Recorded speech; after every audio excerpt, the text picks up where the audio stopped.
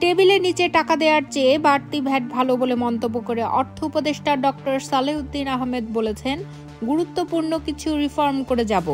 আমার মনে আছে 20,000 টাকা ঘুষ দিয়ে এক সময় টেলিফোন লাইন নিয়েছিলাম।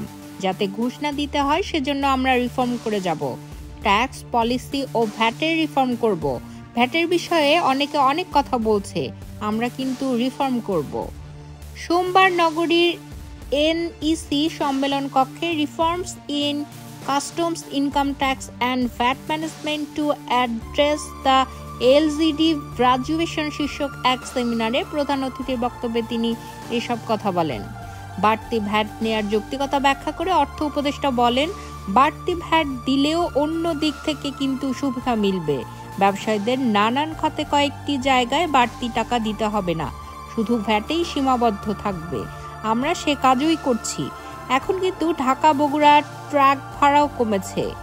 একটু ধৈর্য ধরেন, আমরা বাড়তি ভ্যাট নিয়ে মাতারবাড়ি পোর্ট করছি, উন্নয়ন প্রকল্পে টাকা খরচ করছি।